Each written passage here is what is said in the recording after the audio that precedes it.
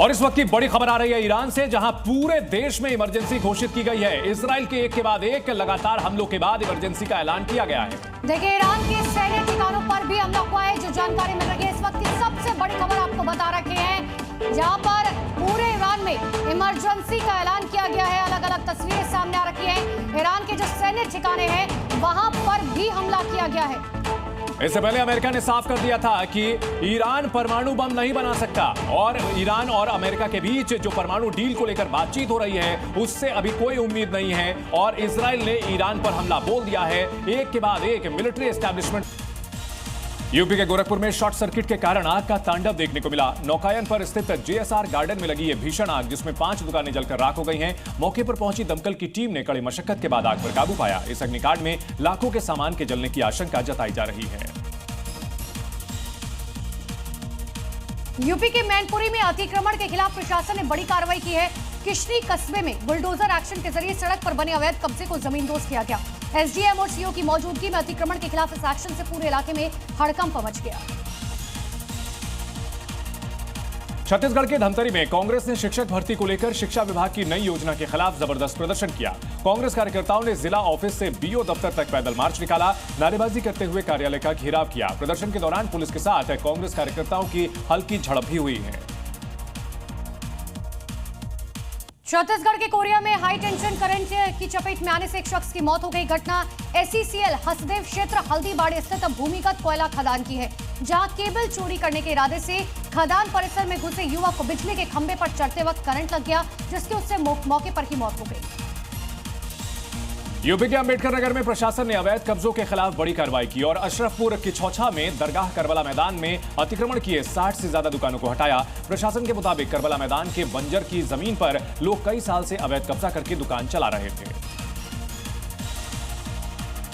और इसी बीच एक बड़ी खबर आपको बता दें, अहमदाबाद हादसे में दर्दनाक खबर सामने आ रही है। राजस्थान के एक परिवार के 5 लोगों की मौत की जानकारी है। प्रतीक जोशी के पूरे परिवार की मौत हो गई है। बांसवाड़ा का रहने वाला था परिवार, जो कि इस हादसे में पूरी तरह से साफ हो गया। मृतकों में 3 छोटे बच्चे भी शामिल हैं और हादसे से ठीक पहले की ये तस्वीर देख सकते हैं। पूरा परिवार इसमें नजर आ रहा है। पति पत्नी और 3 बच्चे, सबकी मौत हो गई है।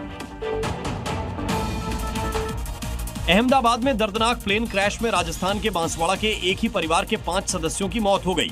मृतकों में एक डॉक्टर का पूरा परिवार ही खत्म हो गया। ये खबर जैसे ही बांसवाड़ा पहुंची, शोक की लहर दौड़ गई। दरअसल मृतक प्रतीक जोशी पेशे से डॉक्टर थे और अपने परिवार के साथ लंदन में जा रहे थे। 2 दिन पहले ही उनकी पत्नी ने यहाँ से इस्तीफा दिया था। प्लेन के टेक ऑन अप होने से पहले उन्होंने सेल्फी भी ली थी, जो अब सोशल मीडिया पर वायरल हो रही है।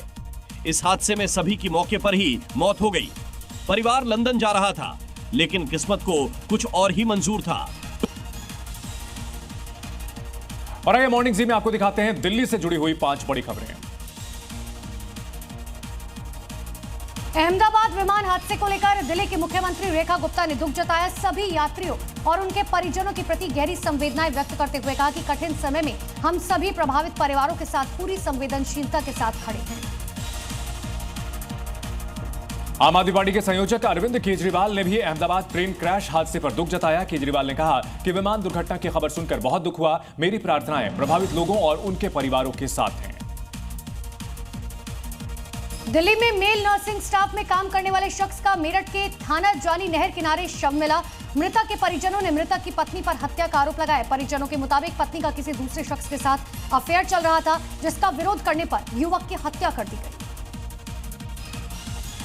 दिल्ली के शास्त्री पार्क इलाके में चाइनीज मांझे का कहर देखने को मिला। शास्त्री पार्क फ्लाईओवर पर चाइनीज मांझे की चपेट में आने से बाइक सवार युवक गंभीर रूप से घायल हो गया। वहीं फ्लाईओवर के सर्विस रोड पर ऑफिस से घर जा रहे एक और शख्स के गले में चाइनीज मांझा फंस गया, जिससे उसके गले पर गंभीर चोटें आई हैं।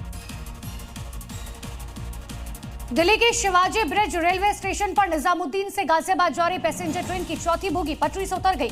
उत्तर रेलवे के मुताबिक इस घटना में कोई हताहत नहीं हुआ। रेलवे अधिकारी ने बताया कि पटरी से उतरने के कारणों का पता लगाने के लिए एक जांच समिति बनाई गई। उसकी रिपोर्ट के आधार पर आगे की कार्रवाई की जाएगी।